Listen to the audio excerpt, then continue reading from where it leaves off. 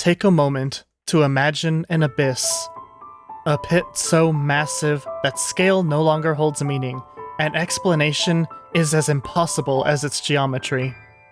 Sickening and unfathomable emptiness with no direction, no order, and no reason. Now imagine a life that spans centuries, a life that, much like the abyss, holds a vast and impossible emptiness. A life that yearns for change, freedom from a beautiful prison of stagnation. With the freedom you so desperately seek finally offered to you, how much would you risk? How much time would you sacrifice? And what would you give up to brave the unknown and step into that unforgiving abyss? Welcome, weirdos, to another gravity-defying, claustrophobia-inducing, and heart-attacking episode of You Should Play, a show where I scour the depths of the abyss for the weirdest, spookiest, and most unique indie games to lure my viewers into. Lorn's Lure is a project that I've been following for a while, and, thanks to its developer, I got to take a first-hand leap into the uniquely twisted horrors of this lonely and colossal world. I've been frothing at the mouth, waiting to be able to share this beautifully crafted game with you, so, without any further delay, let's pick up our trusty picks and dive right into the video. Lorn's Lure, if I had to briefly summarize it, is a very unconventional climbing horror game, both in the sense that I've never played any game with climbing mechanics quite like it, and that I felt my heart racing and palms sweating without a single tangible scare on my screen. Armed with 2 climbing picks and bravery rivaling anyone who would dare steal food from me, the player is tasked with using whatever methods are available, whatever paths, platforms, or walls they can see, to navigate the boundless maze that's unraveling before them. What starts as simply jumping from platform to platform turns into strategic battles against the levels themselves, as you use all of the tricks and techniques at your disposal to stay alive through their winding halls. The gameplay of Lorn's Lure, while very simple to learn and understand, is full of depth and nuance that only grows stronger and allows for greater freedom as you progress. Discovering new ways to traverse its increasingly complex and hostile environments is not only necessary, but is somehow integrated into the design of the levels themselves without the player even knowing that they're being taught something new. At multiple points through my playthrough, I thought that I had discovered some new exploit or oversight that helped me overcome a difficult section, only for that exploit to be the actual solution to later sections of the level. When I thought I was being clever, it was really the game tricking me into thinking these were my ideas. This sense of discovery with the expanding mechanics the game offers over time kept me completely hooked, whether I was climbing disgustingly large towers, squeezing myself through tiny caves, or launching myself into the unknown to cling to the tiniest hints of pathways. All of these mechanics that the game gives and teaches you to use to your full ability are finally put to one final stress test in the last act, throwing the player into an intense gauntlet that tests every little thing you've learned across your hours of exploration. The cherry on this cake, and honestly one of the best decisions the developer could have made for this game, is the generosity of the respawn mechanics. You're probably going to die a lot while playing Lorn's Lure, but thanks to a forgiving checkpoint system that saves at almost every platform you land on, the frustration from falling is non-existent. In fact, this checkpointing system is integral to the entire design of the gameplay itself, as rapid and forgiving respawning grants the player so much freedom to explore and experiment with everything around them, without worrying about their time and effort being wasted for the sake of artificial difficulty. While these mechanics are amazingly designed, they would be wasted in any other game because of how important their integration is with Lorn's Lure's breathtaking and meticulously crafted level design. Here it is, the main attraction of Lorn's Lure, probably the reason you came to this video in the first place.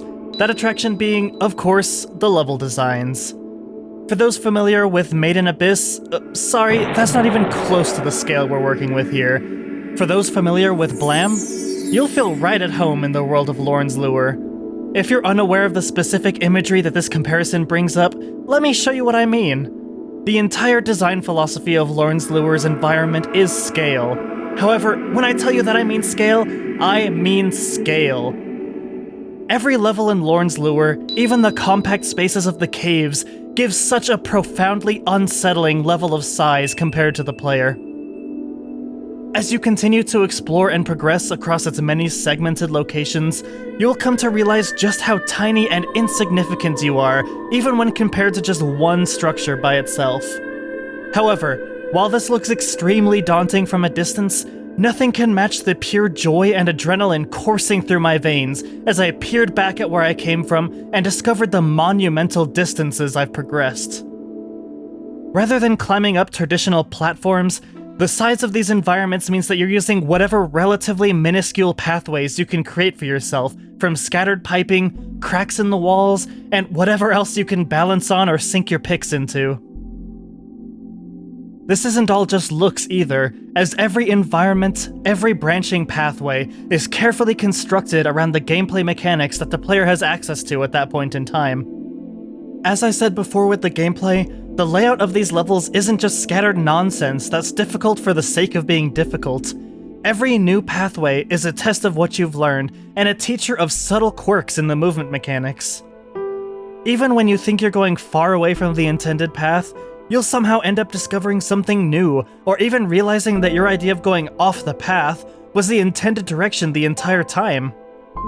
Despite the immense scale of each level in this title and the freedom its mechanics give you, Lorn's Lure somehow features some of the tightest and most well-thought-out level design you could imagine. While you're launching yourself all over abandoned underground cities and empty wastelands, it's impossible not to awe at the visual side of these environments as well. Showing off huge levels is one thing, but Lorn's Lure follows up that enticing premise with visually diverse and jaw-dropping designs for the spaces that make up each step through the abyss. Each level features its own unique environment to traverse that mixes up the ways you need to navigate them in thematic and interesting ways. At one point, you'll be scaling the pipes and jutting metal of a gigantic monolithic structure dangling over empty space, while at another, you're cramming yourself through miles and miles of cramped cave systems. And then, you'll find yourself hugging the walls of crumbling buildings jutting out in all directions to form a scattered hive of a city. No matter where you are in your journey, Lorn's Lure consistently treats your eyes to visual splendors that defy logic and explanation, and make for one hell of a satisfying climb. Overall, even having thrown so many words at you to describe the feeling of playing this game, words can't compare to experiencing it firsthand. Lorn's Lure is a game several years in the making, and it was worth every second of that wait.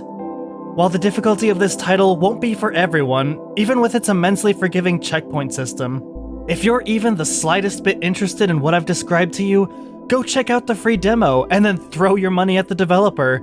You won't be disappointed.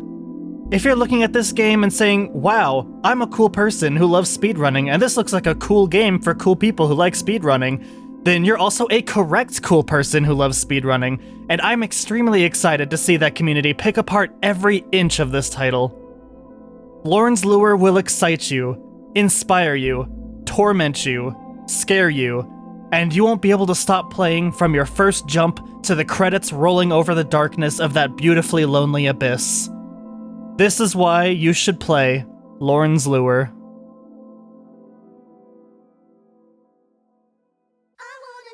Thank you so much for watching today's video. This is a small channel, so please remember to hit that like button if you enjoyed, and subscribe for all things weird and spooky. We've just recently passed the 1,000 subscriber mark, so clearly every single one of you makes a huge difference, and gets me that much closer to being able to do this work for a living. Do you have a game recommendation for me to check out next? Is there cryptic knowledge from beasts beyond the stars that you want to chant in my ear? Leave a comment below.